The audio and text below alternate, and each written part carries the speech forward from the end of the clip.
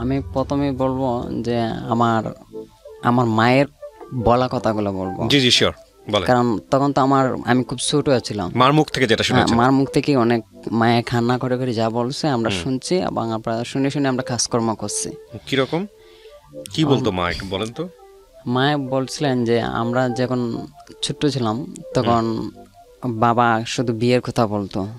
তখন আমরা 4 ভাই 1 বোন ছিলাম। তো এই বাবা এই 4 ভাই 1 বোনের পরে মারে শুধু বিয়ের কথা বলতো, বিয়ে আরেকটা করবো।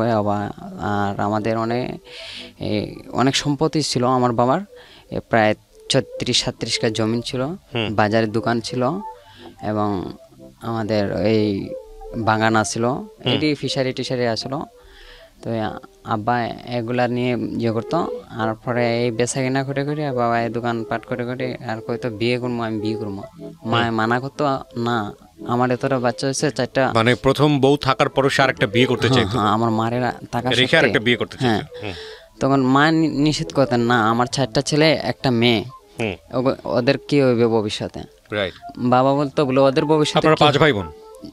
তখন আমরা 5 ভাই বোন ছিলাম। পরে কি আরো হয়েছে? হ্যাঁ পরে আরো হয়েছে। বাবা কি করতে জানি বলতেন আপনার? এই বাবা এই যে ব্যবসা করতেন, দোকান ছিল। হ্যাঁ দোকান ছিল, আদা পেঁয়াজ রসুন এগুলোর ব্যবসা করতেন। হ্যাঁ এগুলো ব্যবসা। তো বিয়ে করতে চাইতো কেন? আপনার মা কি বলতো? বিয়ে করতে আপনার মা কি প্রথম স্ত্রী ছিল? হ্যাঁ হ্যাঁ আমার মা প্রথম স্ত্রী। বিয়ে করতে চাইতো কেন? বিয়ে করতে চাইতো অনেক একটা আমার মা বলছে ওই যে আমাদের পাশের বাড়ি একটা মেয়ে মহিলার ফান্দে পড়ে গেছে, ওই মহিলাটাকে বিয়ে করতে চাইতো? হ্যাঁ এই মহিলাটাকে বিয়ে করতে চাইতো। আচ্ছা তারপর? তো মা নিষেধ দিত না, আমার 4টা ছেলে একটা মেয়ের ভবিষ্যৎ কি হবে। তো বাবা বলতো আমার 4টা ছেলে একটা মেয়ের ভবিষ্যৎ, ওরা কি হবে, চুর হবে, ঢাকাতে হবে, এটা আমি দেখবো, আমি বিয়ে আর একটা করবো। তো মায়ের নিষেধ দিত। দেওয়ার পরে বাবা আসতো না বাড়ি, কোথায় 2 দিন 3 দিন যাইতো, মেলায় যাইতো গা। তো বাবা আসতো না, বাড়িতে আসতো না এরকম। দোকান করতো কোথায়? দোকান করতো বাজারে। দোকানেই থাকতো রাতের বেলা? কয়েকদিন পর ঝগড়া করে বাজারে তাকে আসতো না। তো আমার মা কান্নাকাটি করতো, তারপরে আমরা দেখতাম, তবে আমরা ছোটো আছিলাম। এই মায়ে কান্নাকাটি করতেন, তারপরে আমাদের কানে খোরাক দিতেন না মাঝে মধ্যে, এইরকম হয়ে যেত। পরে এরকম করতে করতে আরেকদিন মারে অত্যাচার করলেন, আমি বিয়ে করবো, তুমি ভাতা দেও কেন, আমি এই করবো সেই করবো, এরকম ঝগড়া করে মারে মারধর শুরু করলেন। পরে আমাদের চাচা আসছিলেন, চাচা আসছিলেন, বড় চাচা, ওরা এসে পরে দাব দিয়ে ইয়ে করলেন। পরে বাবা চলে গেলেন, যাওয়ার পরে আবার মারে মারধর করলেন রাত্রে এসা। পরে মা সকালে উঠে চলে গেলেন, এই আমাদেরকে নিয়ে সবাই নিয়ে নানা বাড়ি চলে গেলেন। তখন আমার বয়স আসলো আপনার 4 বছর, আমার ভাই আরেকটার বয়স আসলো 2 বছর, আরেকটা বয়স আসলো কুলে 6 মাস। আর আমার বড় ভাই আসলেন, আমার বড়, ওনার 7 বছর আসলো, আর বোনটার বয়স আসলো 11 বছর। আচ্ছা। তখন তো আমার নানা বাড়ি নিয়ে যাওয়ার পরে আর বাবা আর আমাদেরকে আনেন না, এইরকম করে বাবা আনেন না, প্রায় মাসখানে ওয়েট করছেন, আনেন না। পরে মাসখানে নেওয়ার পরে মারেন, বাবা আনতে যায় না, বা চাচার কাছে খবর দেন, বা এইরকম যে হয়েছে চাচা তারা বলতো কি না বলতো এটা মা জানতো না। ওরা বাবা আনতেন না, আনবেন না, বাবা বিয়ে করবো, বেটা আনবো না, বিয়ে আরেকটা করবেন বাবা। তো মায়ে কান্নাকাটি করতেন এরকম করে। এরকম 6 মাস যাওয়ার পরে তো আর আনেন না। পরে 6 মাসের খেলা আমার নানাই জিদ করে বাবার উপরে মামলা করে দিচ্ছেন। পরে মামলা করার পরে বাবায় মামলা করার পরে আমার আরো দুঃসম্পর্ক কুকু একজন, উনি সবসময় কুবুদ্ধি দিতেন। এবং আবার আমার একটা ছাঁচা আছে, আমাদের আপন চাচা না, ওরা সবসময় কুবুদ্ধি দিতেন যে মহিলা আপনার উপরে মামলা করে দিচ্ছে, এবার এই ভিডিও আপনি খাইবা, আপনার যারে বিয়ে করতেছেন এটির বিয়ে করবা। ওরা আমার বাবার জমি টমি করতো, কইরা খাইতো, আর আমাদেরকে দিত কিছু, এটা আমাদের দেশে কয় ভাগই দেয় এইরকম। পরে হ্যাঁ আমার বাবা এরকম কথা শুনে আর আমাদেরকে আনেন না। পরে আমরা ওই নানা বাড়ি থাকি, নানা বাড়ি আমার তখন মামা একজন বিয়ে করছেন। তো আমার মামা তো ভাই একটা হয়েছে, তখন আমরা যখন 6-7 মাস হয়ে গেছে ভাই একটা হয়েছে। আপনার বয়স কত তখন? নাকি তখন আপনি পৃথিবীতে আসেন নাই? আমার বয়স তো তখন প্রায় 5 বছর হয়ে গেছে। আপনি তখন কি নিজের চোখে এগুলো দেখেছেন নাকি এগুলো মায়ের কাছে? তখন আমার একটু ঠাঁড় আছে, ওকে, আচ্ছা ঠিক আছে। নানা বাড়ি যাওয়ার পরে আমার একটু ঠাঁড় আছে, ওই যে আমি সব কিছু বুঝতে পেতাম, কারণ 5 বছর বয়স তো আমি সব কিছু বুঝতাম। তখন যাওয়ার পরে 6-7 মাস যাওয়ার পরে আমরা ঈদ আয়া হচ্ছে, তখন আমার ঠাঁড় আছে, আমার ঈদ আয়া হচ্ছে, বাবা কিছু দেয় না আমাকে, আমরা খানাকাটি করলাম গিয়ে বাজারে, আমার ভাই, বড় ভাই আর আমার আপু আর আমারে নিয়ে, আর ছোট্ট ভাই আরেকটা আছে এটারে নিয়ে, আর কুলেরটা তো বাড়িতে থাকতো মার কাছে। তো আমরা গিয়ে কান্নাকাটি করছি, আমরা কিছু দাও, বাবা কইতো তোমরা মার সাথে চলে আসো, তোমরা মার কাছে যাও, সব কিছু দাও, তোমার নানাই দিব সব কিছু, তোমার নানাই দিব, তোমার মামাই দেবো। তো আমরা কান্নাকাটি করে চলে গেছিলাম। তারপরে আমরা নানা যাই ফার্স্টে দিচ্ছে আয়না, মানে যে এই যে হকারের দোকান থেকে আয়না যাই ফার্স্টে দিচ্ছে, আমরা ঈদ করছি। ওকে, ঈদের পরে কিছুদিন পরে বাবার মামলা তারিখ হয়ে গেছে, মানে ওই যে মামলা, ওই যে আমার আম্মাই মামলা করে দিছিলেন, মানে যাতে করে সে আরেকটা বিয়ে না করতে পারে। বিয়ে না করতে পারে। মামলাটা কিসের ছিল? মামলা ওই যে আমার আম্মারে নিয়ে আসেন না, আচ্ছা, নানা বাড়ি খরপোশ দেন না? জি, ওকে, এটা আমি বুঝতাম না এটা কি বাতা মামলা নাকি। ওকে, খরপোশের মামলা। হ্যাঁ, তখন মামলার তারিখে অবস্থা, তখন মা আমার ঘরে সবাইকে নিয়ে মানে চলে গেলেন এই মামলার তারিখের দিন চলে গেলেন। তো ওই ওই দিন চলে যাওয়ার পরে আমি তখন আমার কিছু জিজ্ঞাসা নাই, ওই কোর্টে উঠাইছে আমাদের সবাইরে, ওঠানোর পরে আমার বড় ভাই আর আমার বড় আপু ওই দুজন জিজ্ঞেস, কারণ ওনারা দুইজন ভালো বুঝে, বুঝছেন। ওনার বয়স,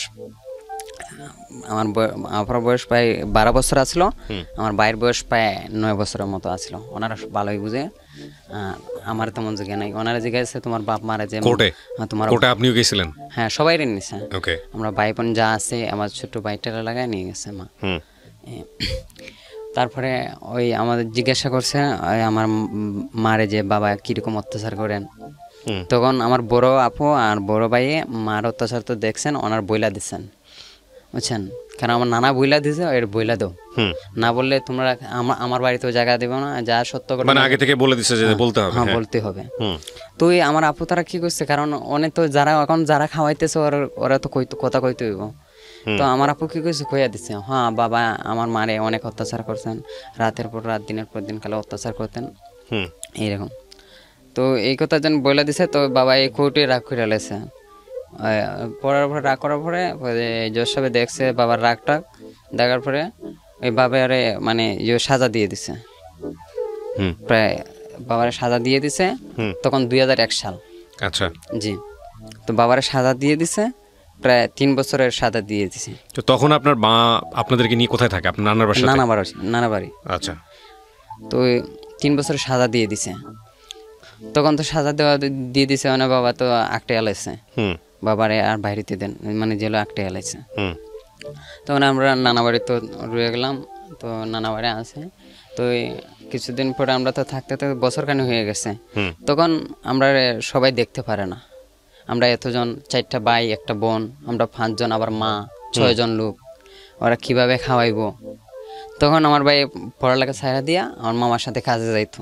আচ্ছা। আর মামা ফার্নিচারে কাজ করতেন, এই আমার মামার সাথে হেল্পারি করতেন। এটা কে করতো? আমার মামা। ওকে, ফার্নিচারে কাজ করতেন। ওকে। তো আমার ভাইয়ের বয়স 10 বছর, তো উনি নিয়ে যাইতেন আমার বাইরে, সবসময় নিয়ে যাইতেন হেল্পারির জন্য। ভাই হেল্পারি দিত। তখন কিন্তু আমার ভাইয়ে মেজ কিন্তু মানে এটা এইভাবে টেবিল বলে, টেবিলের উপরে খাট সাইজ করা লাগে, আমার ভাইয়া এটা লাগাল পাইতো না। তারপরে একটা খাট নিচে ফিরি নিচে দিয়ে ঠান দিত, সামনে দিয়ে ঠান দিত। কারণ তারপর আমার ভাই করতো, কারণ আমাদের জন্য করতে হয়তো, কিছু তো করার নেই। হ্যাঁ, কিছু করার নেই, আমাদের জন্য খরাই লাগবে, নাইলে আমরা খাইবো, খার কাছে যাইবো, তখন তো কেউ আমাদের সংসার ঠানবো না। তো আমার সৎ নানি, আমার আপন নানি আবার পাগল, মাথার দোষ।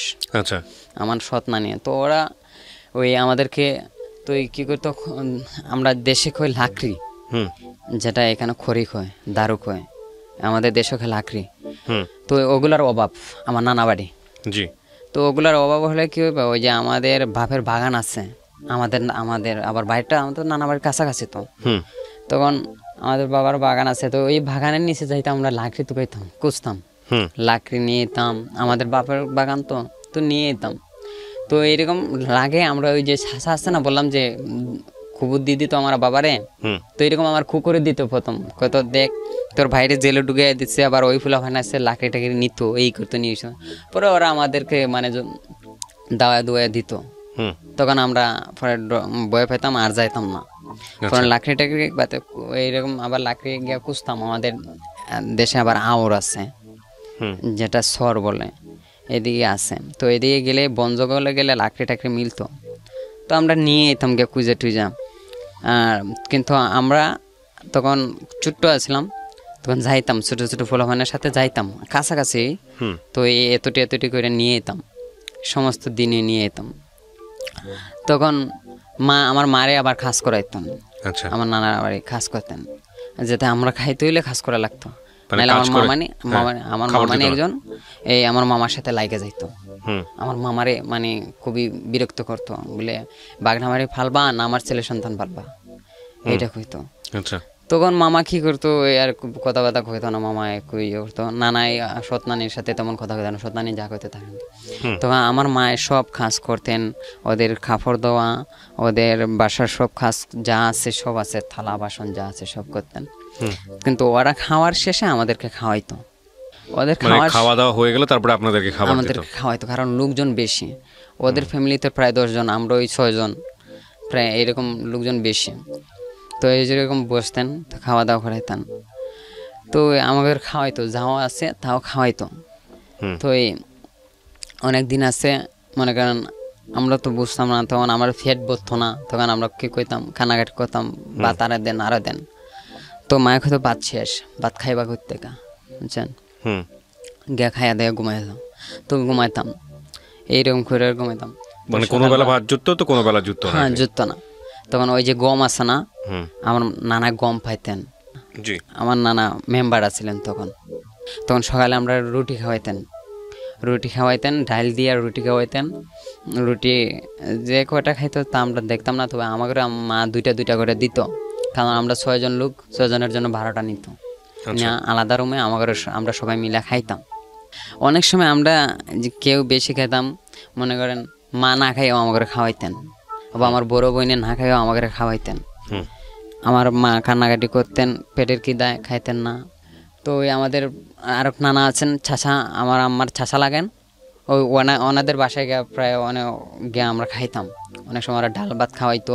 তো ওদের ফুলাফান আমরা মানে কুলে নিতাম, কুলে নিয়ে হাঁটতাম ওদের বাসা। ওদের ওই পাশের রুমের মামানির আমার বাই লাগে, মামা তো বাই লাগে, তো ওদেরকে কুলে লইতাম, বই নাচে, ওদেরকে কুলে লইলে তো আমাদের কিছু খাওয়াইতো।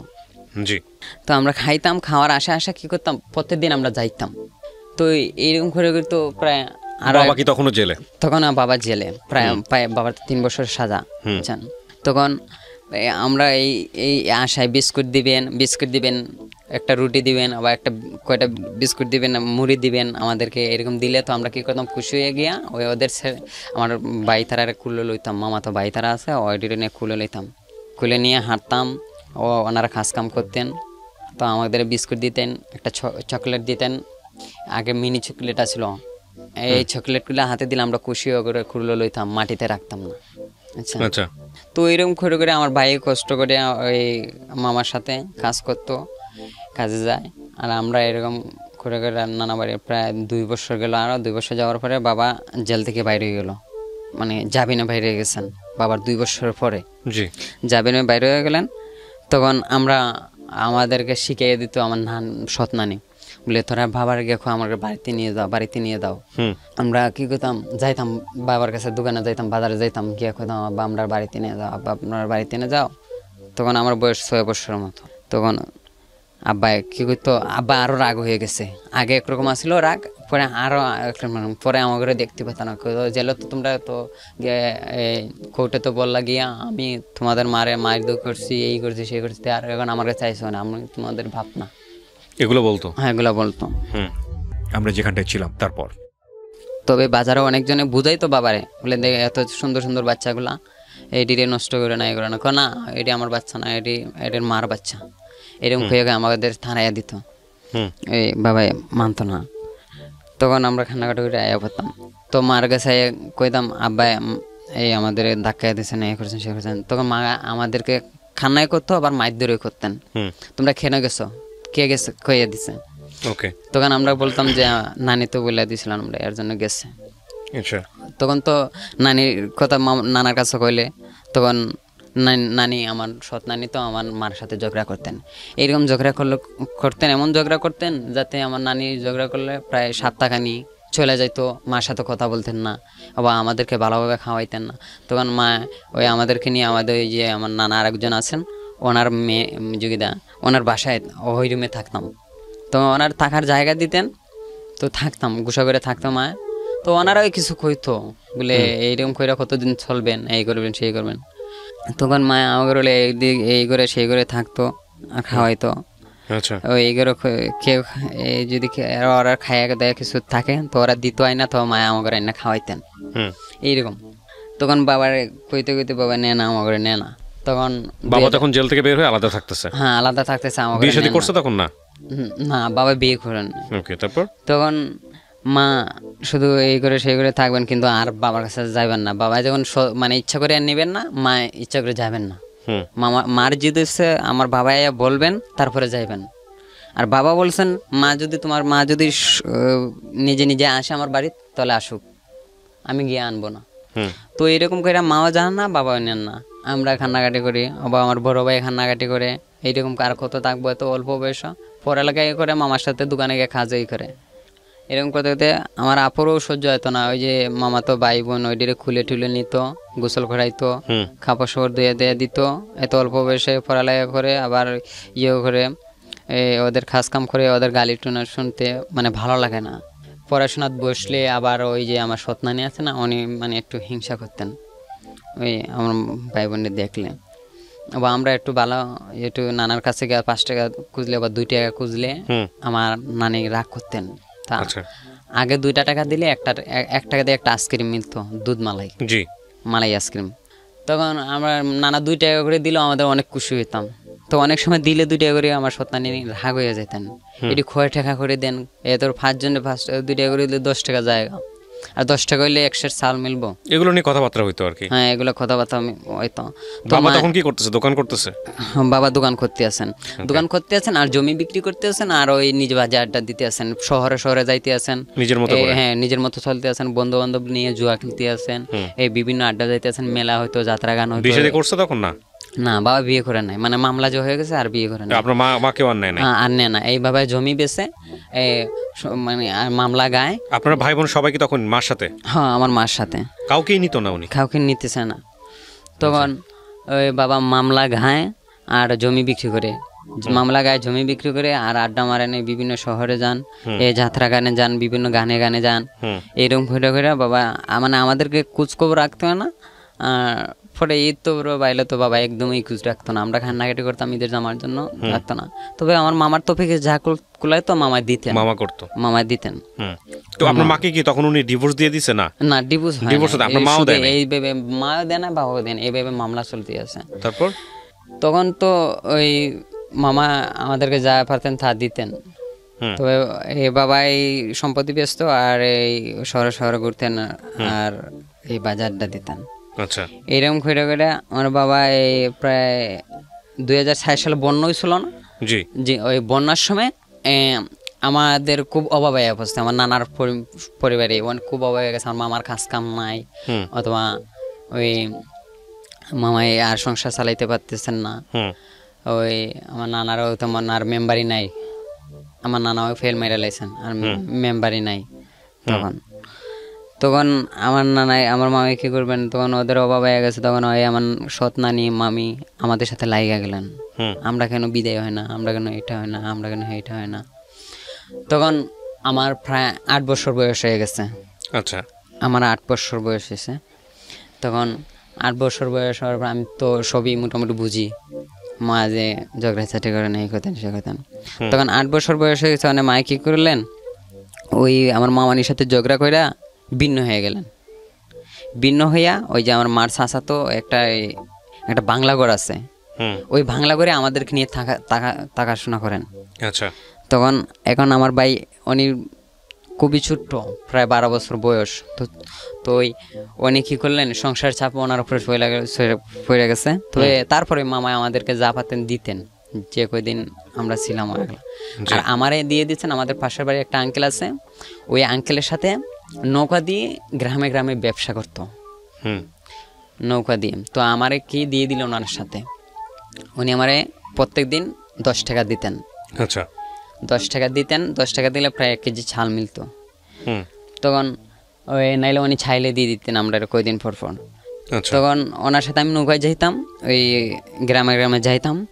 উনি আমার কি করে নৌকা রাইকা যখন ওই বাড়ি বাড়ি যাইতো হাইটা আমারে রাইকা, তখন ফুলা ভাইনা আইসা আমারে খুব ভয় দেখাইতো, তোরে ফালাই দিমু, নৌকা থেকে ফালাই দিমু, নাইলে আমার ঘরে দিয়ে দিয়ে, আমার মজা দিয়ে দিয়ে, এটা দিয়ে দিয়ে, সেইটা দিয়ে দিয়ে, নাইলে ফালাই দিমু। আচ্ছা তো আমার বই করতো, কান্নাকাটি করতাম। তখন যাওয়ার পরে তো ওই কান্নাকাটি করতাম, বাসায় আবার মার কাছে করতাম, মা আমার ফুলা ভাইনা ভয় দেখে, আমরা পানির তলায় মায়েরা লাগবে, এই করবো সেই করবো, বুঝছো। তো মায়ে কইতে নাকি তুমি বইয়ের করে যদি থেকে যাও তাহলে আর তো আমরা খায় না খায় মরতে হবো, বুঝছেন। আবার মাও পরের বাড়ি কাজে যাইতো না, কারণ আমার নানা তো আগে অনেক সম্পদওয়ালা ছিলেন। তো এর জন্য সম্মানের জন্য আমার নানার মেম্বারে এবং এই সম্মানের জন্য পরের বাড়ি কাজে যেত না, যাও নিজের ছাঁচার বাসায় করতেন। আর আমাদের কাছে যাই পারতেন, আনতেন, খাওয়াইতেন, ওরা যায় দিত। তখন আমি কি করতাম, বই ফাইয়া যাইতাম এই দোকানে। তো আরেকদিন কি করছে, কয়েকটা ফুলা ভাইনে মজা দিয়ে নেবি দেয় আমার নৌকার মধ্যে রাইখা এমন মায়ের মারছে। তখন আমি কান্নাকাটি করেছে, পরে ওই আঙ্কেল আইসা কয়েছে তোমার কে মারছে ওরে। পরে অনেকে বিচার দিছে, ওদের মা বাবার কাছে বিচার দিচ্ছে ওরা। তারপরে আমাদের বুঝাইয়া আমার মজা টাজা খাওয়াইয়া দিছে বা ইয়ে করে দিছে, মজা বুঝাই দিয়ে দিচ্ছে। তারপরে আমি বাসাতে কান্নাকাটি করছি, মা আমার ফুলা ভাইনে মারছে, এডি করছে। তখন মায়ে যখন তাহলে মায়ের সাথে তার খামনা যাওয়ার ওই একটা দোকানে ঢুকে দিই, মানে চায়ের দোকানে। তখন আমি আর আমার আঙ্কেলের সাথে দেন নাই। পরে তখন আমি বাড়িতে ঘুরতে আসি, কোনো দোকানে আমার নেয় না, ছোট্ট তো নেয় না আমারে ওই ইয়ে করে। তখন ওই আমার নানায় না করেন, কোন সার দোকানে কেন দিবে, এই করবে সেই করবে, কোনো ফুল দেওয়ার দরকার নাই, যা আমিও যা পারি দিব মনে থাক ওই জায়গায়। ওই আমার মা দেয় না আমার কোনো দোকানে চাকরি দিতে পারে না। আর তখন ওই ইয়ে আছে না, আমার আব্বা আছে না, আব্বা এই মামলায় তারিখে এসছে। তখন হ্যাঁ আবার তারিখে এসছে, ওই যে যাবেন বেরিয়েছেন নাকি, আবার তারিখে এসছে। তখন বাবারে তারিখে আসার পরে তখন আমার মা নানি আমার ঘরে শিখিয়ে দিছে, তোর বাবার তারিখে যাইবো, এই করবো, এই দিন তারিখ, মানে বাসায় কথা বলে তো সবাই শুনে না। আমার নানা কথা কইতেছে, ওদের কেসের তারিখ তো উকিলে বলছে অমুক দিন রোববারে, এইরকম কথা বলতো। তখন আমার নানি শিখিয়ে দিছে, তোর আব্বারে কাকু আমার ঘরে বাড়িতে নিয়ে যাও, বা আমার আম্মা কইছে তখন 2004 বন্যা। তখন আমার বাইরে আর আমার শিখিয়ে দিছে বলে তোমরা গিয়ে কান্নাকাটি করো, আব্বা আম্মা কইছে বাড়িতে যাইবো, তুমি যদি নিয়ে হয় তাহলে আম্মা কইছে যাইবো। তারপরে আমরা আম্মার সাথে কথা না কই আমরা কি করছি, সোজা বাজারে চলে গেছি, গিয়া বাবার কাছে গেছে, বাবারে গিয়া কান্নাকাটি করতেছে, আব্বা আম্মা কইতেছে আম্মারে নিয়ে যাও ইয়া। তখন আমার আব্বা কি করলেন, যখন আমরা কান্নাকাটি করে আসি, তবে বাজারে আরো কিছু আঙ্কেল আসছিলেন, ওনারাও বলছেন বুঝে, যখন ছেলের মা বলছে নিয়ে যখন তলে নিয়ে আসেন, তখন কি করছে আমার আঙ্কেল একটারা নিয়ে আমার বাবা চলে আসে, আচ্ছা নিয়ে আসার জন্য হঠাৎ চলে আসে। তখন তো আমার মা আমার মামার ঘরে খাস করেন, তো মা আশ্চর্য হয়ে গেছেন। আমার নানি একজনে ডাক দিছেন, তোমার স্বামী আইছে তোমার নেওয়ার জন্য, তুমি বুঝি বলছো যাইবার জন্য। মানে মা তো আশ্চর্য হয়েছে, আমি কে কইছি আমি যাইবার কথা কইছি, আমি কোনো যাওয়া টাওয়ার কথা কই নাই। তো অনেক তারপরে আমার নানি টানি বা আমার মামি অনেক আছে, ওনারা সবাই বুঝাইছে যাও গা, বুঝছেন, চলে যাও গা, এইখানে আর কত পরের ঘরে ঘরে থাকবা, বুঝছো, এতজন ফুলাফান লইয়া। তখন মায়ে কি করলেন, বুঝা কি করলেন, চলে আইলেন এই দিনও। তখন চলে যাওয়ার পর আমাদের নিজ বাড়িতে চলে আসি। তখন আমার স্কুলে ভর্তি করে দিয়েছেন, ভর্তি করে দেওয়ার পরে ওই আমি স্কুলে যাই, আসা যাওয়া করি। বাবা কিছুদিন বাবার কাছে বাবার কাছে চলে যায়। তখন বাবা ভালোই চলতে আছে। তখন আমি যখন ক্লাস 2-তে উঠি, তখন আমার ভাই আর একটা হয়েছে। তখন আমরা 5 ভাই 1 বোন হয়ে যাই। সর্বপ্রথম ছিলাম 4 ভাই 1 বোন। তখন আমরা 5 ভাই 1 বোন হয়ে যাই। তখন বাবা কি করলো, ওই কিছুদিন পরে ওই জমি টমি বিক্রি করছেন, তো আমার বাবা আবার ঝগড়া শুরু করছেন। এই ভাইয়া হওয়ার পরে আবার বাবা মানে ঝগড়া শুরু করছেন, এই মানে এই কথা নিয়ে, ওই যে মামলার কথা নিয়ে। তোমার কারণে আমি এত জমিন পেলাম, প্রায় 20 খানি জমিন বিক্রি করে লাইলাম এই মামলা গাইয়া। 20 খানি তোমার কারণে আমার এই সম্পদ গেছে, এই তখন মার সাথে এগুলো নিয়ে ঝগড়া হতো? এগুলা নিয়ে ঝগড়া হইতো, তোমার কারণে আমার 20 খানি জমি গেল গা।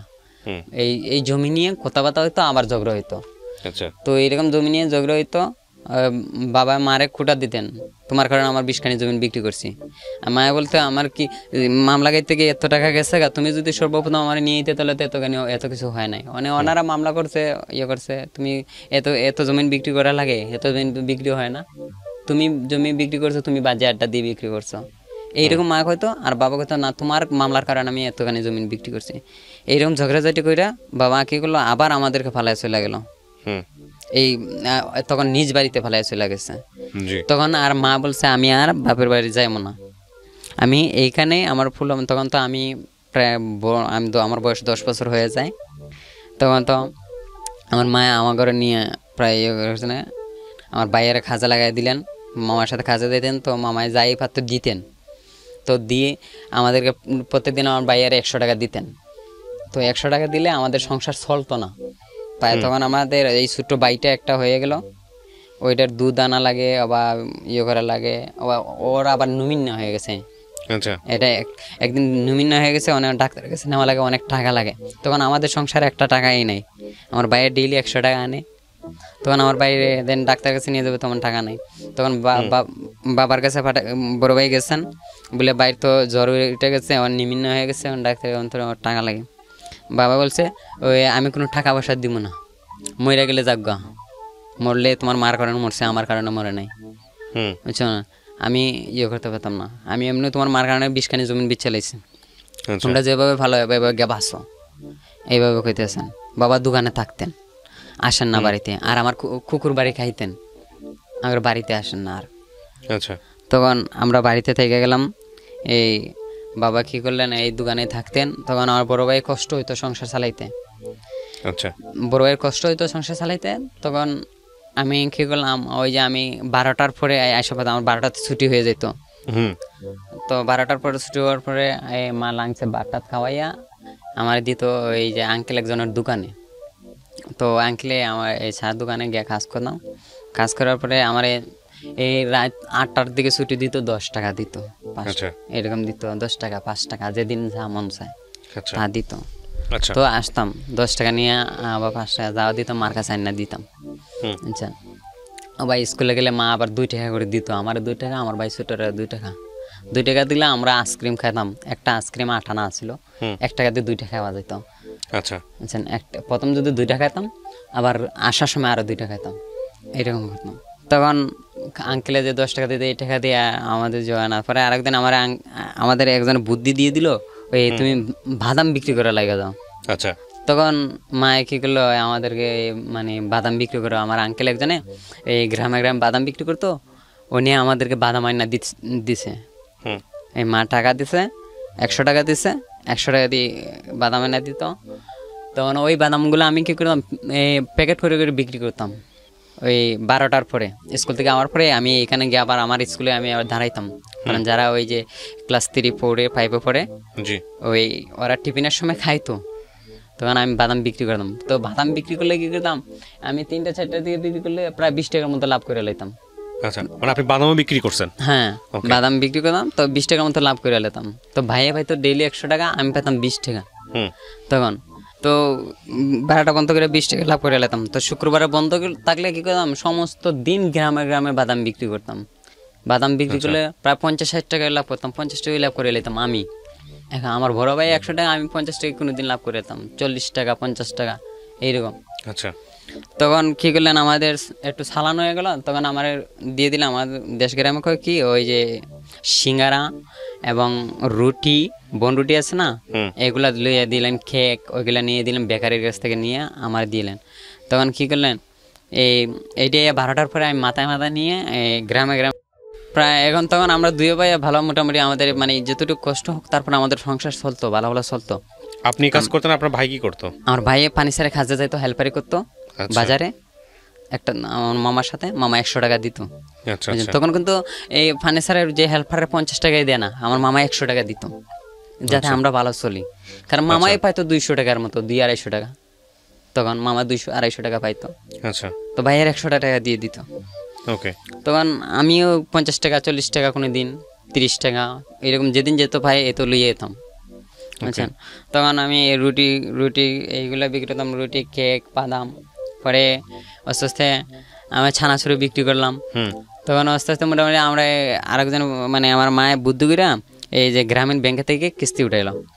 আচ্ছা, কিস্তি উঠাইলো প্রায় 5,000 টাকা। তখন 5,000 টাকা উঠাই আমার মায়ে কি করলো, ওই যে যা ছানা বাদাম আছে বেশি বেশি করে নিয়ে এসে, তখন বেশি বেশি করে নিয়ে এসে নেওয়ার পরে আমি কী করবো, মানে আমার ভাই আর একটা আমার ছোট্ট আছে, ওইটা আমার বেশ কিছুদিন ছোট, মানে 1.5 বছরের ছোট, 1.5 বছর পরে হয়ে গেছে। আচ্ছা, প্রায় ওইটার বয়স ওই 8 বছর মতো। ওইটাই কীগুলো ওটারে নিয়ে দিয়ে দিত দোকানে, আমাদের স্কুলের কাছে বসেয়া দোকান একটা দিয়ে। তো ওই প্যাকেট করে করে ছোট্ট ছোট 1 টাকার করে দিয়ে দিত, 1 টাকা 2 টাকার প্যাকেট করে। আচ্ছা, তো ওইটাই স্কুলে বসে বসে বিক্রি করতো, আর আমি গ্রামে গ্রামে বিক্রি করতাম। তখন মোটামুটি আমাদের ভালোই সংসার চলতো। আবার স্কুলের পাশে আমার বাবার জায়গা সব। আচ্ছা, আচ্ছা, তখন এই স্কুলের পাশে আমরা দোকান দিয়ে দিছি। আচ্ছা, আমার মা পরের বছর ইয়ে করে 2007 সালে, আচ্ছা, 2007 সালে আমার মা কিস্তি উঠেছে আরেকবার, উঠে 10,000 টাকা দিছে তখন ব্যাংকে। আমরা ভালো কিস্তি চালাইছি, 10,000 টাকা দিছে। আচ্ছা, তখন এই 10,000 টাকা দিয়ে কি গেলো, ওই আমাদের যেটাকে নেড়া, এই নেড়া চেরা নিয়ে আমরা এনে দোকান বানাইছি। আচ্ছা, নেড়া চেরা দিয়ে বাঁশ কাইটা নিজের বাগানে বাগাস আছে কাইটা আমরা দোকান বানাইছি। আচ্ছা, তখন এই দোকানে আমার মা বসতো, আমার ভাই বসতো, স্কুলেও যাইতো, মা বসতো, স্কুলেও যাইতো আমার ভাই। তখন আমাদের দোকানটা মোটামুটি ভালো, একটু মোটামুটি ভালো হয়ে গেছে। ওকে, প্রায় আমরা 30-40 হাজার টাকার চালান হয়ে গেছে ওকে, প্রায় বছর কানি করার পরার পরে। তখন কি করলাম, আমার আমার মা মুক্তিযোদ্ধার জায়গা পাইছে, আমার নানা মুক্তিযোদ্ধার জায়গা পাইছে, আমার মারে দিয়ে দিছে এই জায়গা বাজারে। আচ্ছা, তখন আমরা বাজারে এখন যখন জায়গা পাইছে তখন বাজারে দোকান দিব, মানে সরকারের দোকান বানাইয়া দিছে, মহিলা মার্কেট বানাইয়া প্রায় 5টা পরিবারের দিছে 5টা দোকান। তখন যখন ওই জায়গাটা আমরা পাইলাম, তখন সবাই মনে করছে আমরা অনেক সুখী হয়ে গেছি, আমরা বাপে পালাই গেছে তো কি হয়েছে, আমরা অনেক সুখী হয়ে গেছি, অনেক ভালো আছি, সুখী আছি। তো আল্লাহ ভালোই করছে, আমরা অনেক সুখী করছে, আমরা অনেক ভালো হয়ে গেছে। হয়তো আমরা পড়ালেখার দিকে কিছু করতে পারলাম না, এইটাই। তখন আমরা বাজারে দোকান দিয়ে দিলাম। তখন আমি ক্লাস 3-তে পড়ি, এই স্কুলে যাইতাম যে বাদামি বিক্রি করতাম। তখন আমি ক্লাস 3-তে পড়ি। তো ম্যাডাম আমাদেরকে যে মাঝে মধ্যে আমরা অ্যাবসেন্ট করতাম, তখন আমরা স্যার ম্যাডাম কিছু বলতেন না, বলতেন তোমরা আইসো, আমাদের সংসারে সব কিছু জানেন ম্যাডাম স্যারে, তোমরা আইসো, তোমরা মিস করো না, তোমরা আইসো। তো আমরা মিস করলেও তারপরে যাইতাম, আমাদেরকে কোনো মায়েরদের করতেন না স্যারে ম্যাডামে, আমাদেরকে মায়া করতেন। তখন আমরা স্কুলে যাইতাম। তো তখন বাজারটা যখন বহু দূরে পড়ে গেছে, তখন আর স্কুলে এইরকম করতে প্রায় বছর খানি হয়ে গেল।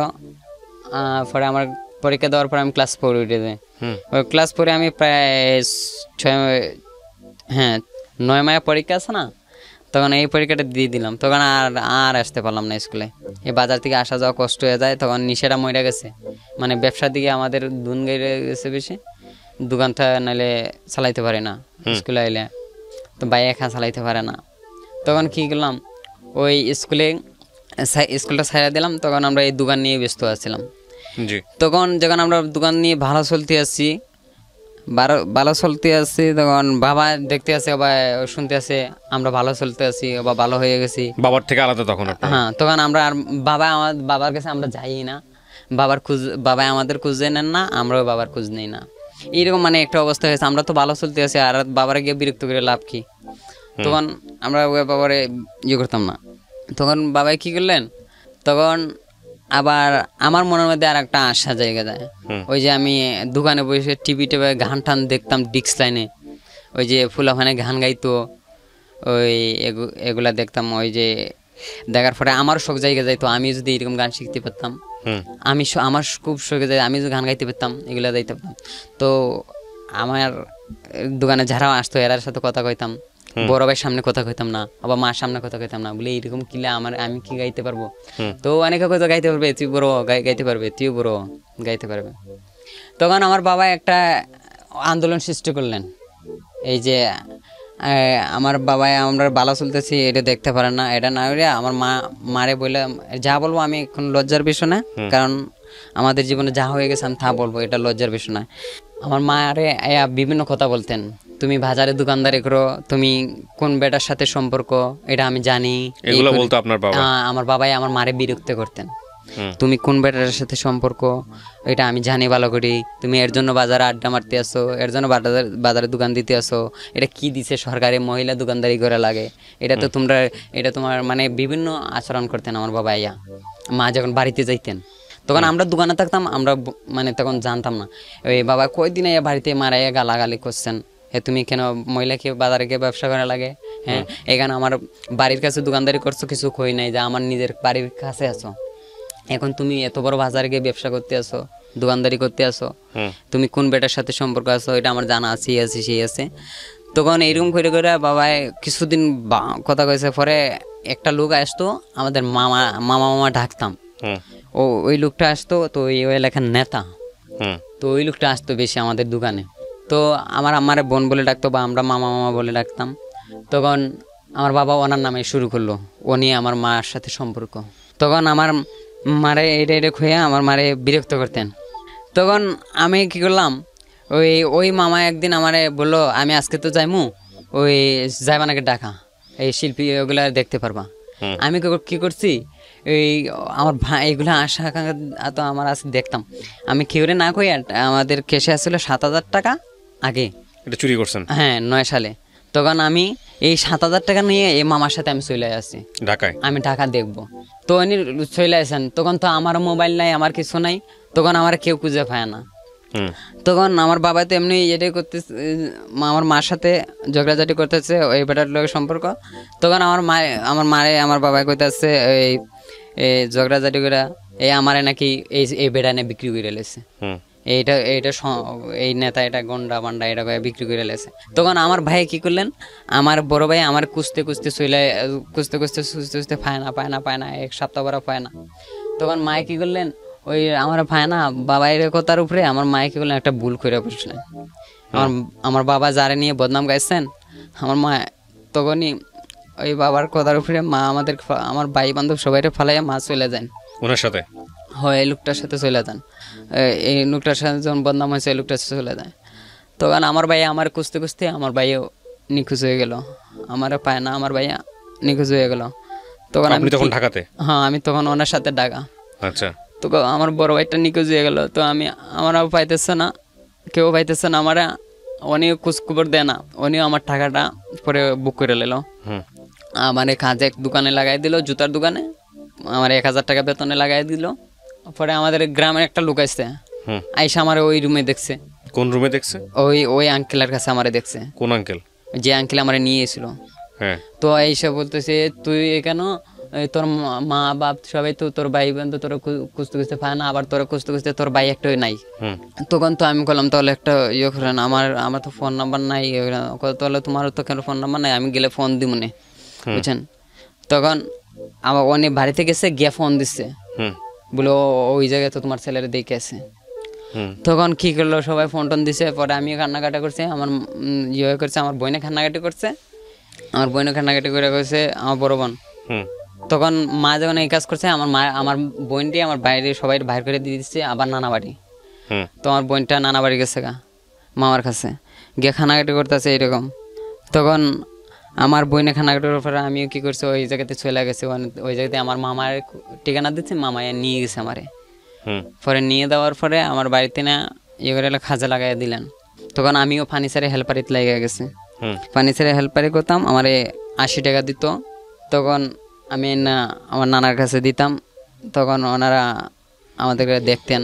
বয়স কত আপনার তখন?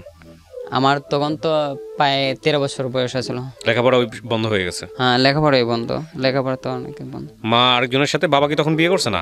না, বাবা বিয়ে করে নেয়, ওই যে মামলার বিষয়ে যে আর বিয়ে করে নেয়। তখন আপনার বাবা একটা মামলা দিল না আপনার মায়ের এগেইনস্টে? আপনার মা তো আর একটা বিয়ে করে ফেললো।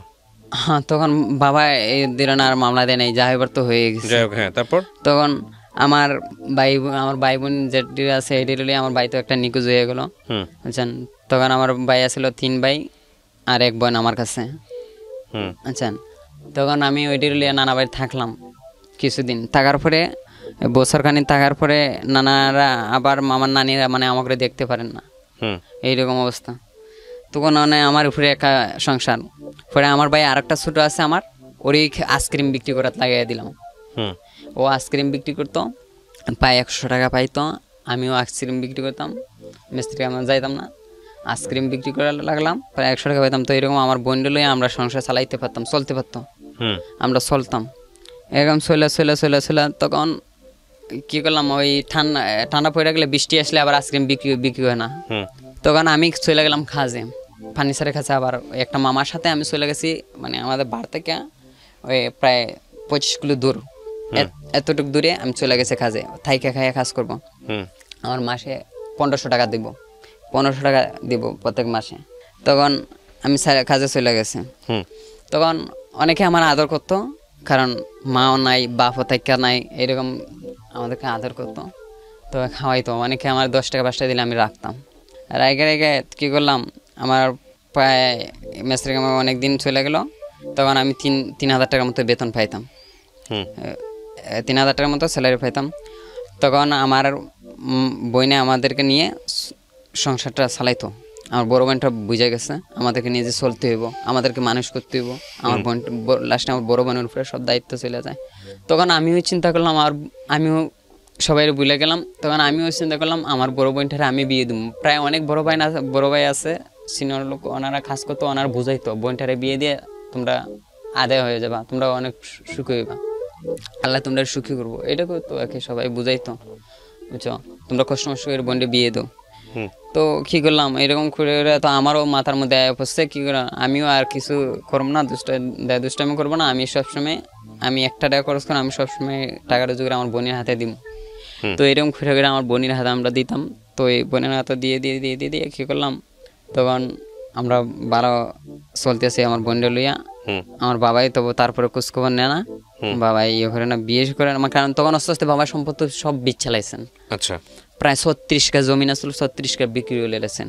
আচ্ছা আচ্ছা বুঝছেন, তখন বাবাই আমাদের কুচ করলো না, কারণ বাবার ইতিহাস হচ্ছে, বাবার কত রাগ হয়েছে আমরার কারণে এত সম্পদ বিক্রি করেছে আজকে বেটা পত্রের বিকারে, এটার কারণে মানে উনি খুবই ইয়ে হয়ে গেছেন, আমাদের খোঁজ খবর নেই, এত নিষ্ঠ হয়েছেন, আমাদের খোঁজ খবর না। তখন আমার বোন ডেলে আমরা সংসারটা চালাই, সংসার চলে। তখন ওই আমার মা যেখানে গেছিল ওই জায়গায় আর একটা বাই হয়ে যায়।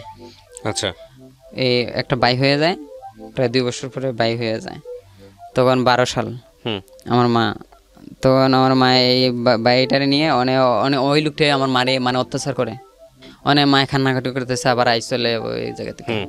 তখন মা, তখন আপনাদের সাথে আপনার মায়ের সম্পর্ক ছিল, মানে আপনার ভাই বোনরা যোগাযোগ করতেন?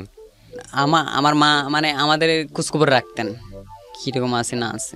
আমার খালা একটা বাসায় আসতেন, আইসা কিন্তু আমি দেখতাম না, আমি যাইতাম না, আমি একদম যাইতাম না, আমার এতটা কষ্ট লাগতো, আমি যাইতাম না মার কাছে। এমনি আমার বড় বোন যাইতো ওই যে ছোট ভাইটারে নিয়ে, যে ভাই একটা ছিল আমার মায়ের 2 বছর রাইখা চলে গেছিলেন, এই ভাইটারে নিয়ে দেখাশোনা করতেন, মা আসতেন যাইতেন আবার এইরকম আর কি। তখন মা কান্নাকাটি করতেন, মা চলে আইবেন আবার, ওই জায়গায় শান্তি নাই, এই নাই সেই নাই, উনি অনেক ভুল স্বীকার করতে আছেন।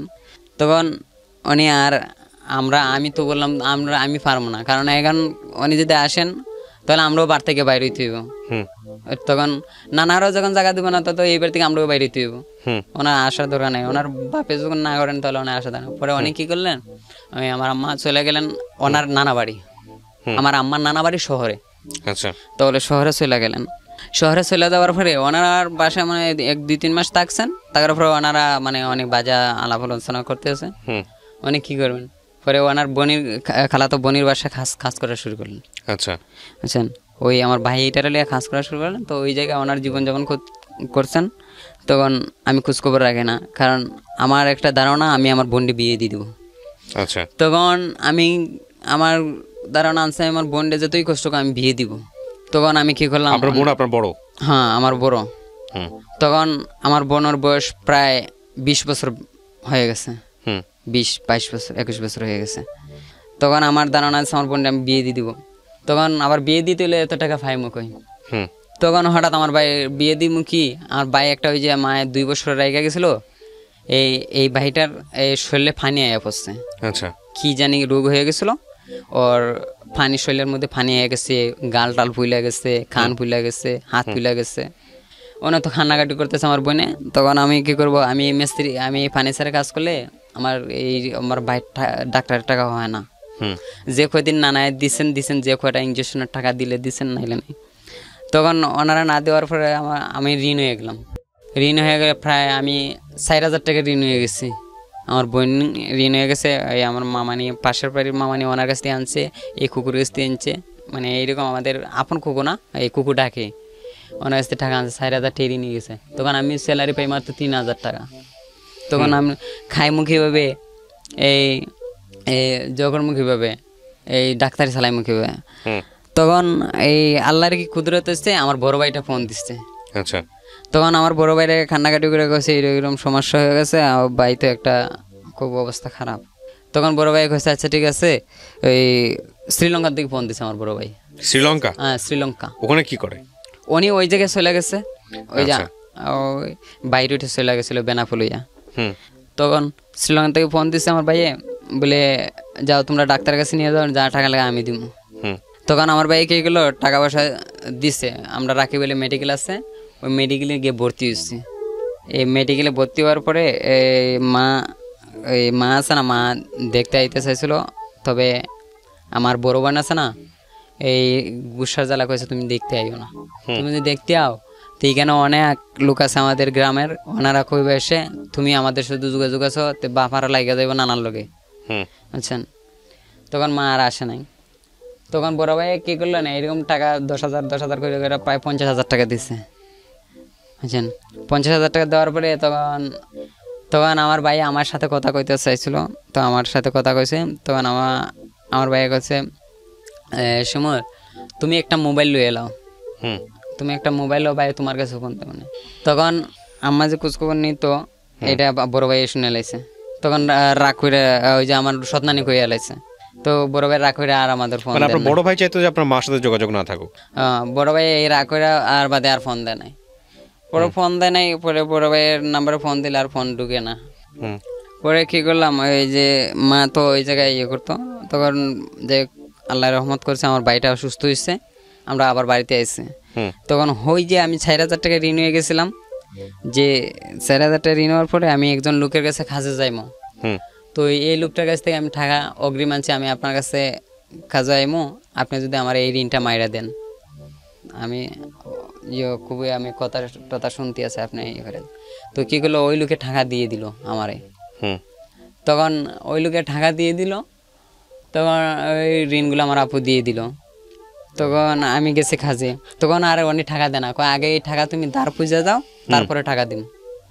উনি টাকা দেয় না। আবার আমার বাইরে ওষুধ টষুধ আনা লাগে, বড় ভাই যোগাযোগ বন্ধ করে লাইলেন।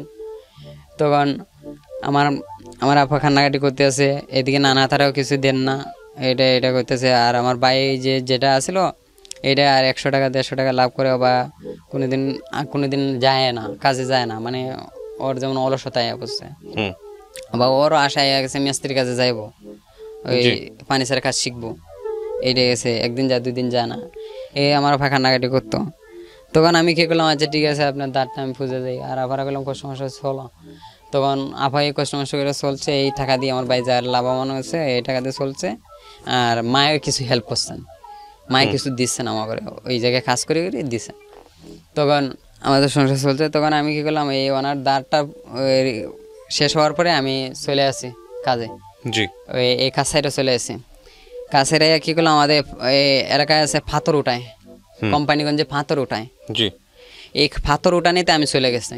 তো সবাই বলে তুমি এত ছোট লোক, তোমার আমার নেয় না, আমার কাজে রাখে না। পাথর উঠায় পরে একজন বড় ভাই, আমাদের দেশে ওনার নানা বাড়ি। তো উনি আমি বড় ভাই হিসেবে ডাকছি, কই ভাই আমার তো এরকম সমস্যা, কান্নাটি করে করছি, এরকম সমস্যা। তো উনি আমার আদর করে খুব রাইকা দিচ্ছে, আচ্ছা ঠিক আছে তুই বাইলে কাজ করবে। তো উনি যাই হোক আমার কম কম দিত, আমি না রাখতাম। আমি বড় স্টেক আছে, স্টেকের মধ্যে না রাখতাম, কম দিত, খুবই অল্প অল্প দিত, আমি না রাখতাম, মাথায় নিয়ে রাখতাম।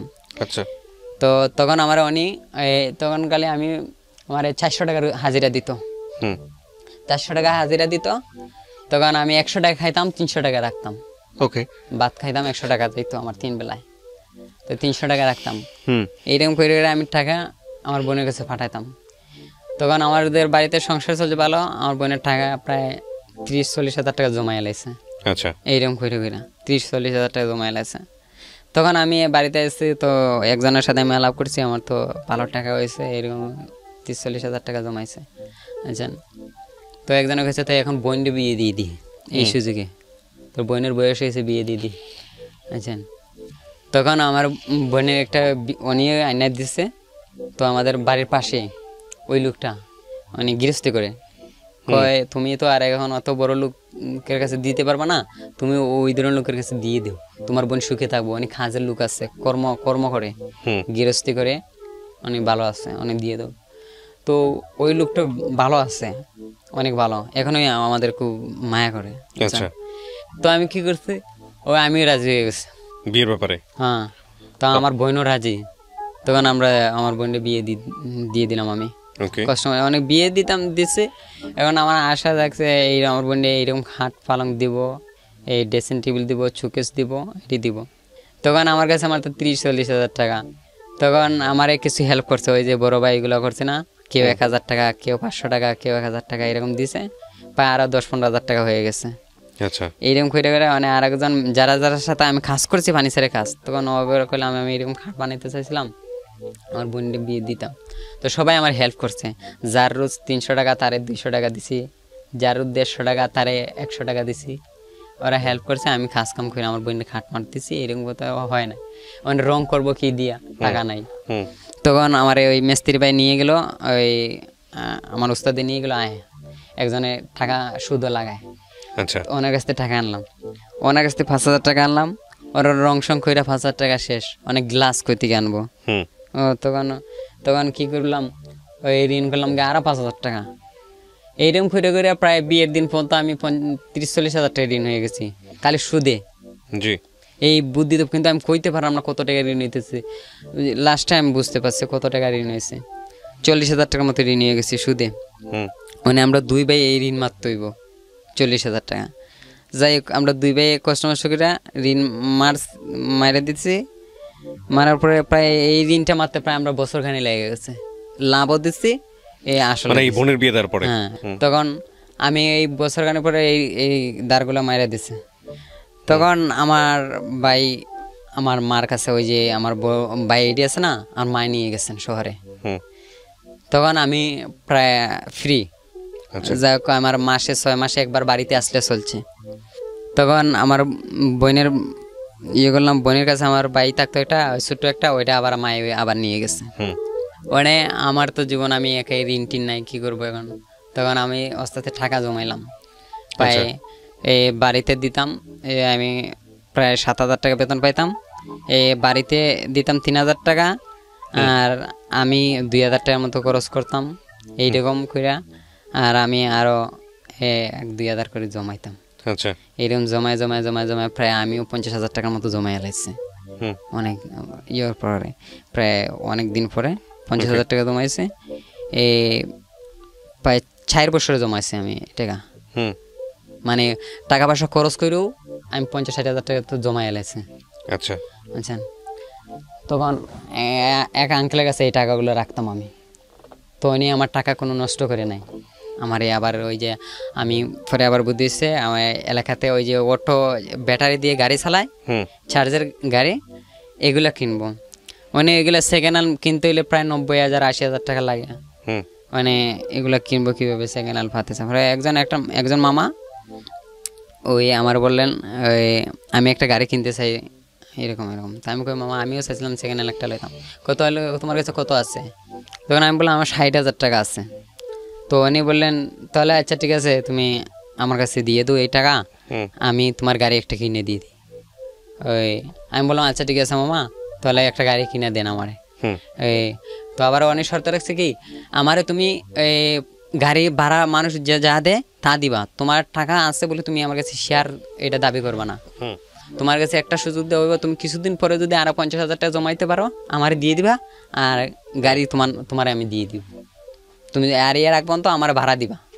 ওকে, আমি ভালো সুযোগ পাইছি। আমি আচ্ছা ঠিক আছে মামা, আপনি আমার এটা দেন কিনা। তো উনি সত্যি আমার গাড়ি কিনা দিচ্ছেন। গাড়ি কিনে দেওয়ার পরে ওই উনি গাড়ি কিনে দেওয়ার পরে ওই ভাড়াগুলো আমি দিতাম আর গাড়ি চালাইতাম। তখন 2019 সাল, তখন আমার ওদের বাড়িতে যাইতাম আর আমার বাড়িতে থাকতাম। আমার কুকুর আছে, আমি আমার কুকুর রান্না করে দিতেন, আমি খাইতাম।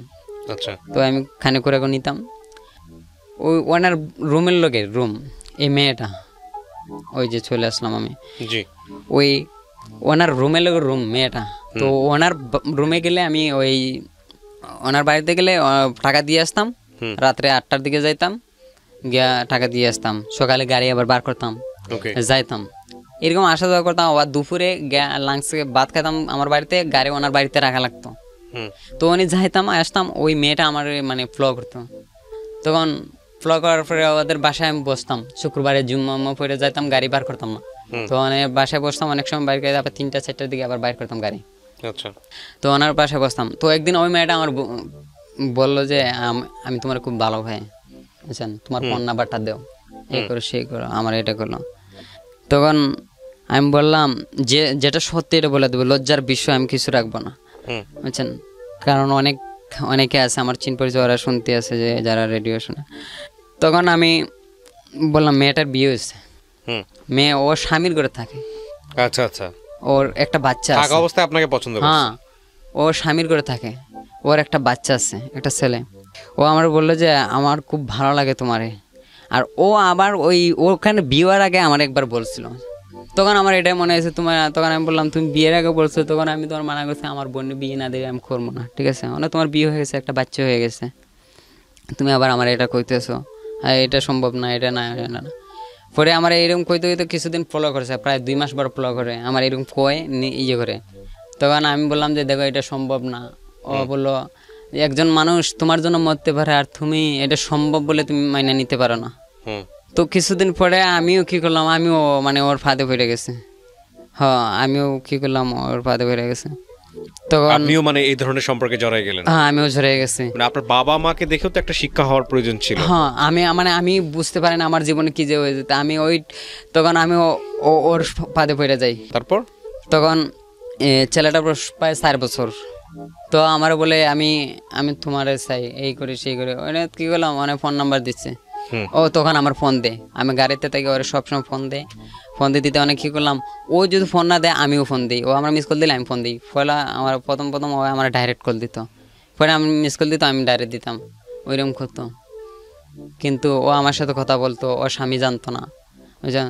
তারপরে আমি অনেক সময় আমি বুঝেছিলাম, দেখো তুমি বড় কষ্ট লাগে, তুমি কিভাবে যাইবা আমার সাথে, এইরকম কী করবা তুমি, ওইরকম বুঝাইতাম। ও বলতো আমি তোমার জন্য মরতে পারি, তুমি বলো আমার জন্য কিছু করতে পারবে না, বুঝছো। আর ওর মা বাপ থাকেন ঢাকা মিরপুর 11 নম্বর থাকেন। যাই হোক, হ্যাঁ, তারপর তখন ও বললো তাহলে ওরা আমার বললো, তাহলে আমি বললাম তো কীভাবে আমি তোমার এই করবো, তুমি এক কাজ করো, ওনার কাছে কত টাকা রাখছো, আমি কই এত টাকা রাখছি, বুঝছেন, ওনার কাছে আর 50,000 টাকা রয়েছে। তুমি টাকা দিল, ওই যে গাড়িটা বিক্রি করে নাইলে তোমার টাকা দিয়ে দিত। তো আমি কী করলাম, আঙ্কেলটা বললাম, বলে আঙ্কেল আমার তো টাকা দরকার, আমি চাইছিলাম আমার টাকাটা দিলে ভালো হইতো। তো উনি বললো হঠাৎ কি বাবা তুমি টাকা নিয়ে দিবা, বুঝছেন।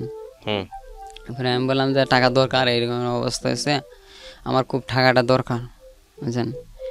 ওনারে বলার পর অনেক টাকা, ঠিক আছে টাকা নিয়ে যাবা। তো উনি টাকা দেয় না, ও আমার মানে থারা দিতে আছে, কেউ তোমার টাকা লইতে পারে না। পরে আমার তারা দেয়, আমি ওনারা তারা দিই।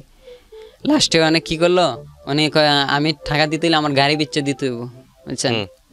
তখন আমি ওরা করলাম যে অনেক টাকা দিতে হলে একমাত্র গাড়ি বিচ্ছে দিতে হইব, মানে গাড়ির কাস্টমার অনেক খুঁজে না, অনেক কেউ বেচবো না। তখন আমি কি করলাম, আমি কাস্টমার খোঁজা শুরু করলাম, মানে কাস্টমার খুঁজে আমি নিয়ে এসেছি। মানে গাড়ির দাম হয়েছে কিনছি 1,60,000 টাকা দিয়ে, মানে এটা বিক্রি করবার সময় উনি দাম চা 1.5 লাখ টাকা, বুঝছেন। 4 মাস হয়ে গেছে গাড়ির বয়স, উনি 1.5 লাখ টাকা চায়, 1.5 লাখ টাকার কম বিক্রি করবো না। মানে আমার 50,000 টাকা দিতে হলে উনি 1.5 লাখ টাকা না ছাড়া বিক্রি করবো না। মানে আমি কী করলাম, আমি ওনার গিয়ে করলাম 1.5 লাখ টাকা না ছাড়া বিক্রি করবো না, তো টাকা পাইবো না, আমি ওতে লেট হইব।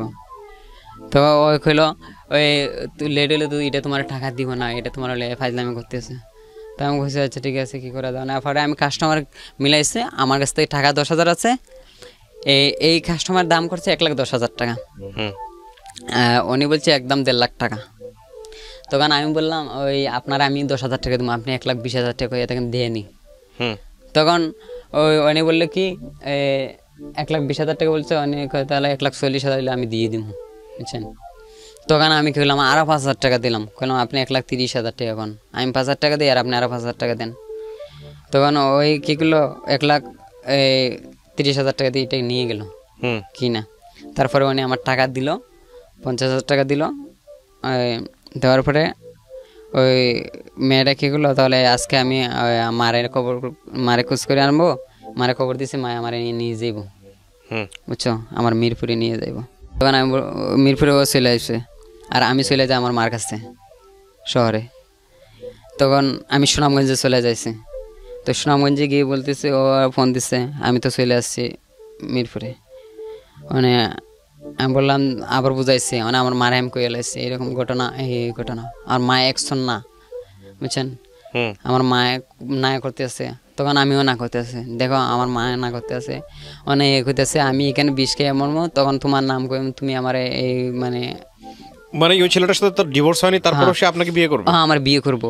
তারপর আপনি কি করলেন? আমি বললাম আমার আম্মাই না করতেছে, এটা হয় না, তোমার একটা বাচ্চা আছে, এটা হইতে পারে না, তুমি কিছুদিন পরে আবার আমার ফালাইয়া যাওগা, পরে ওইরকম কথা কইলাম। ও কইতেছে আমার জান যাইবো, আমি তোমরা ফালাইয়া যাবো না, হুম বুঝছো, তুমি কি এর কথা শুনো না, তুমি আমার বাঁচাও, আমার এটা করতেছে, আমি একমাত্র তোমারই চাই। তখন আমি বললাম মা ওই তো কথা কন মানে বুঝতেছে না। তখন আমার মায়ে বললো দেখ বাবা, আমিও তোমরার জীবনে কিছু দিতে পারি নাই, ঠিক আছে, এখন তোমরার জীবন তোমরাই গড়তে হইব, বুঝছো, মানে তোমরার জীবন যদি তোমরা এখানে সুখ মনে করো তাহলে আমি সুখী। আমার মায়ে এইভাবে জবাব দিছে। তখন আমি সারাটা রাত ভাবছি কী করবো। পরে কী করলাম, সারাটা রাত ভাবার পরে আমি কী করলাম, পুরাটা দিন যেতে পরে সকাল হয়েছে, পরে সকাল বুড়ে ও 5টার দিকে ফোন দিছে কি তুমি আইবা না, এই না সেইবা না, উঠো 8টার সকাল 8টার গাড়িতে উঠো। মানে কী করলাম 5টার দিকে ফোন দিছে, মানে 8টার সময় আমি আম্মারে কইছি আম্মা আমি সিলেটে খাসে যাম গা, আচ্ছা। মারে বললাম আমি সিলেটে খাসে, মারে কই নাই আমি ওই জায়গায় যাইমু, আচ্ছা। আমি সব টাকা পয়সা লইয়া আমি কী করছি, আমি চলে আসি ঢাকা, চলে এলাম ঢাকা। আমি রূপসী, এই রূপসী চলে আসি, আমার ভাই একটা ওই জায়গায় থাকে, আমি আমার ভাইয়ের কাছে চলে আসি। তখন আমার বাইরেও কইতেছি না বা আমার মায়েও কয় না। তখন কী করলাম, এখানে আস্তে আস্তে প্রায় রাইত হয়ে গেছে, সন্ধ্যার মতো হয়ে গেছে। তখন আর মিরপুর কতক্ষণ দূর আমি জানি না। তখন আমি বরফা থেকে গেলাম আমার ভাইয়ের কাছে। তখন ও বললো তাহলে আমার এই নিয়ে যাইও তোমার যদি মনে হয়। পরের দিন সকালে আমি বুড়ে 5টার দিকে উঠে ওইখান থেকে চলে গেলাম, এই যে বললাম যে ওনারা লোকটা জিজ্ঞাসা করে করে আমি মিরপুরে চলে গেলাম।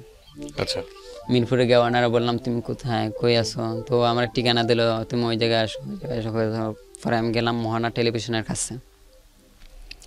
পরে মোহনা টেলিভিশনের কাছে ও আসলো, আসার পরে আমি ওরে নিয়ে আসলাম আমি। পরে ওর বাচ্চারাই চলে আসে ওর মার কাছে। আচ্ছা, তখন ওরা আমি নিয়ে আসলাম, এই যে গাউসিয়া চলে গেলাম ওরে লইয়া। গাউসিয়া চলে যাওয়ার পরে ওরে খোঁজখবর করতেছি, আবার ওর যে প্রথম স্বামী ওইটাই মানে খোঁজখবর করছে কিছুদিন, প্রায় 10-15 দিন খোঁজখবর করছে, ওরা আমরা পাই নাই। আপনি কি বিয়ে করছেন ওকে? হ্যাঁ, ওই জায়গায় আমার ভাই ওর হাজবেন্ডকে ডিভোর্স দিছিল, ওই যে আমার কোর্টে লইয়া গেছে, গেট ডিভোর্স দিয়েছে। ওইটার উপর বেসিস করে ওই ডিভোর্স দেওয়ার কয়দিন পরে বিয়ে করছেন? ওই তো ওই ডিভোর্স যেদিন দিছে এই দিনও আমার বিয়ে করে দিছে। কি বলেন, একদিনে ডিভোর্স, একদিনই বিয়ে? মানে খাবিন করে না, এই যে বলতেছে আপনারে। আমি বলি আপনি সেই প্রশ্নের উত্তর দেন। যেদিন আপনারা কাগজ করছেন ডিভোর্স দিয়েছেন ওই দিনই আপনারা কোর্টে বিয়ে করছেন? কোর্টে বিয়ে করে নাই। তাহলে ও ডিভোর্স দিয়ে দিচ্ছে, বলছে 3 মাস পরে বিয়ে হইব। তখন আমার মা কইছে, আমার মার কাছে ওর মেয়ে কয় মাস পরে করছেন সেই বিয়েটা? কয় মাস পরে করছেন? 3 মাস পরে করছেন না 3 মাসের আগেই করছেন? না, ওই দিনেই হুজুরে বিয়ে করে দিছে। আরে ভাই সেটাই তো বলতেছি আমি, কোনো মানে রেজিস্ট্রি খাবিন টাবিন করে নাই, খাবিন টাবিন করেন নাই, হুজুরে বিয়ে পড়ে দিয়েছে। হুজুরের বিয়েও অবৈধ, আর ওই মানে যেটা কাজ করছে সেটাও তো অবৈধ কাজ করছে। ওনারা বলছিল, তারপরে ও খান্নাকাটি করতেছে, ও যাইব না। ও আমার মা চাইছিল ওরা নিয়ে দিয়েই, তো ও যাইব না। এইভাবে বিয়ে পড়ানো, এটা হুজুর জানতো যে ওই মহিলা কি করছে, কিভাবে আসছে? হুজুর এটা জানতো? অনেক বলছে এটা ঠিক না, অনেক বলছে ঠিক না, হুজুরও বুঝাইছে? বুঝাইছে ওই না সে না, অনেক বাদে অনেক এর জন্য তো অনেক মানে খাবেন নামা খইটা দেয় নাই, যে আপনার 3 মাস পরে বলছিল আমরা আলাদা থাকার জন্য বলছিল।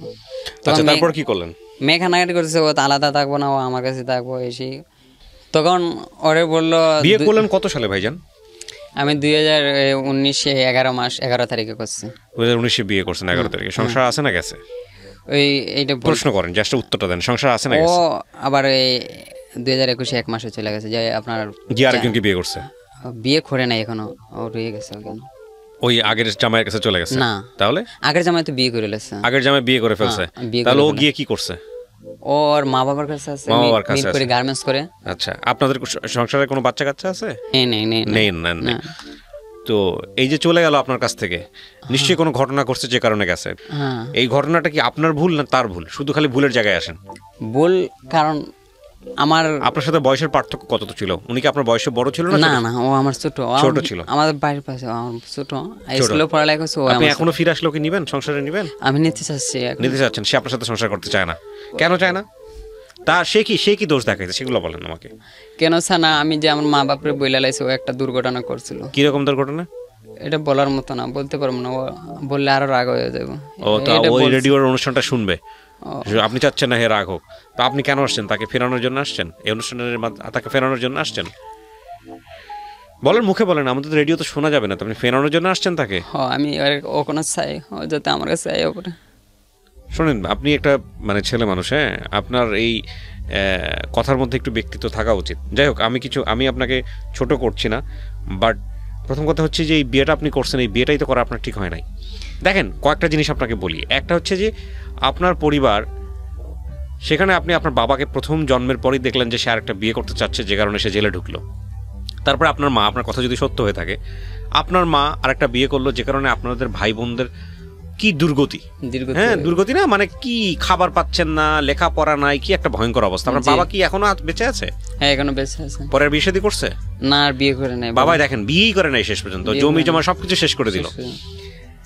এরপরেও আপনি সেম ভুলটাই করলেন। আপনি একটা বিবাহিত মেয়েকে, এবং সে শুধুমাত্র ইমোশনালি পরে আপনি তাকে বিয়ে করলেন, এবং সে আসলো তার সংসার থেকে। দেখেন, তার ঘরেও একটা বাচ্চা ছিল, সেই বাচ্চাটাও এখন ঠিক আপনার মতোই সাফার করতেছে, এবং আপনি এখনো তাকে ভালোবাসেন, আপনি চাচ্ছেন যে তাকে নিয়ে সংসার করতে। ঠিক আছে, সেটা আপনার ব্যক্তিগত বিষয়, কিন্তু এখানে দেখেন, এই যে বিষয়গুলা, এই ঘুরে ফিরে আমাদের সব জায়গায় এসে আমরা একটা জায়গায় দাঁড়ায় যাই শুধু একটাই কারণে, প্রিয় দর্শক এবং শ্রোতা, বিয়েটা শুধুমাত্র ইমোশনাল সিদ্ধান্ত না। আমি এই জীবন গল্প অনুষ্ঠানে বা আরজে প্রিয়া হিসেবে কতবার যে কথা বলেছি, বিয়েটা শুধুমাত্র ইমোশনাল ডিসিশন না। বিয়েটা হচ্ছে দুইটা পরিবারের বন্ধন। বিয়েটা কোনোভাবেই, নিশ্চয়ই আপনার যাকে পছন্দ না আপনি তাকে কেন বিয়ে করবেন, সেটাও আমি সাপোর্ট করি না, কিন্তু তার মানে শুধুমাত্র পছন্দ, শুধুমাত্র ভালোবাসি, তারপরে অনেক অনেক প্রবলেম, অনেক অনেক অনৈতিক ব্যাপার সেখানে চলে আসবে, অনেক অনেক বিষয় আসবে যেগুলোকে স্যাক্রিফাইস করা যায় না। ইকোনমিক হতে পারে, সোশ্যাল হতে পারে, ফ্যামিলিগত হতে পারে, অনেক বিষয় আসবে যেগুলোকে কোনোভাবে অ্যাকসেপ্টেবল না, দুটো ফ্যামিলির স্ট্যাটাসের জায়গা থেকে কোনোভাবে অ্যাকসেপ্টেবল না। এই যে বিষয়গুলো, এগুলোকে অ্যাভয়েড করে কিছু মানুষ নিশ্চয়ই সুখী হয়, সেটা অন্য বিষয়, তাদের পার্সোনালিটি দিয়ে, ব্যক্তিত্ব দিয়ে সমস্ত প্রতিবন্ধকতা তারা উতরে যায়, বাট এক্সেপশন কখনোই এক্সাম্পল হতে পারে না।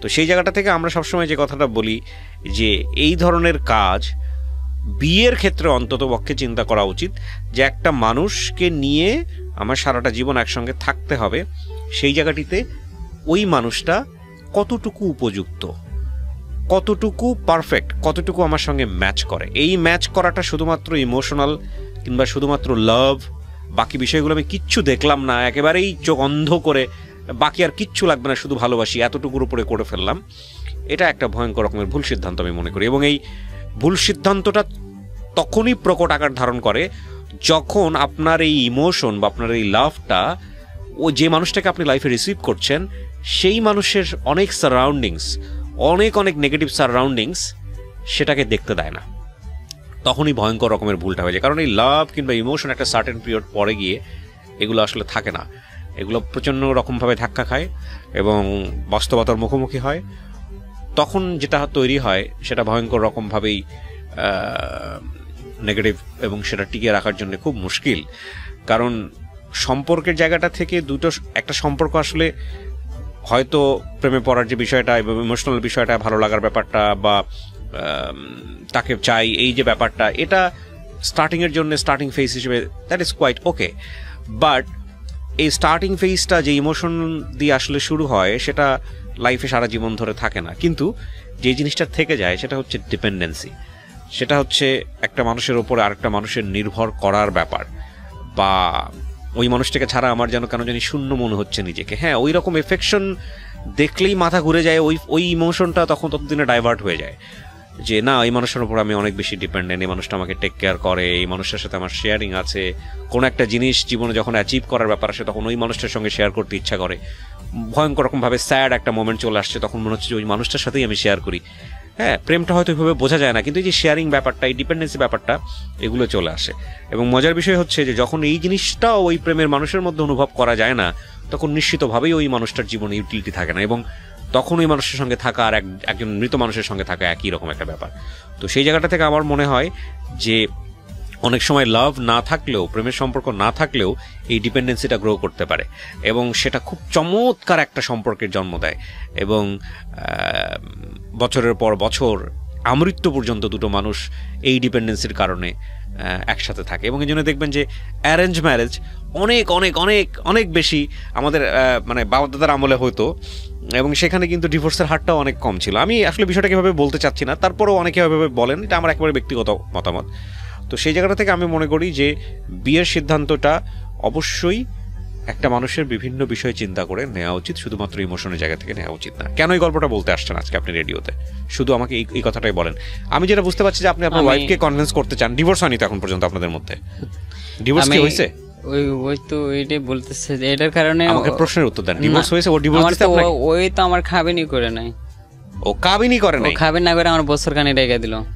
মানে ওই যে হুজুর পড়াইছে ওইটুকুর উপরে দিয়ে ওই রেখে দিছে। ওই কর্ম করছে কই করে টাকা পয়সা জমাই তো ওর মার কাছে। সেটা অন্য হিসাব ভাই, আপনার কাউকে অ্যাকিউজ করেন না। তার মানে ও আর হলো লিগ্যালি কোনো কাবিন করে নাই, আইনত কোর্টে যে কাবিন করা দরকার ছিল বা কাজীর কাছে যে কাবিন করা দরকার ছিল কোনো কাবিনই করে নাই। তার মানে আপনি প্রমাণই করতে পারবেন না সে আপনার ওয়াইফ। এর জন্য ও আমার মার কাছেও যাইতো না, ও ওই জায়গায় থাকতো মিরপুরে আমারে নিয়ে। ভাই কি করছে না করছে ওই জায়গাটায় যায় না। হ্যাঁ, দোষ ত্রুটি ধরার দরকার নাই। আমি আপনাকে যে প্রশ্নটা করি, আপনি এরপরেও তাকে চাচ্ছেন, আপনি গল্পটা কেন বলতে আসছেন রেডিওতে, আপনি সেটা বলেন। আমি গল্পটা বলতে আসছি কারণ যাই বলতেছে সত্য ঘটনা, যাই ঘটে গেছে রিজনটা বলেন। সত্য ঘটনা না মিথ্যা ঘটনা সেটা আমি জাস্টিফিকেশনে যাচ্ছি না। আমি এটার জন্য যে আমার জীবনের সত্য ঘটনা বলতেছে, আমি যা করছি আমি ভুলই করছি, যাতে আমার মতো ভুল যাতে আর কোনো ভাই বন্ধুরা। আপনার বয়স কত ভাই? আমার বয়স এখন 25 রানিং চলতে আছে। মাত্র 25 বছরের জীবনে এরকম একটা অভিজ্ঞতা হয়েছে। জি জি। একটা মানুষ 60-70 বছর বাঁচে, আপনার যদি আল্লাহ হায়াত রেখে থাকে, আপনি বাকি জীবনটা সুন্দর করে সাজান, এটা হচ্ছে বিষয়। মানুষের জীবনে ভুল করাটা কোনো ভুল না, মানুষের প্রত্যেকের জীবনে ভুল আছে, অপরাধ আছে, কিন্তু ভুল করার পরে ভুল না বোঝাটা অপরাধ। আপনি যদি ভুল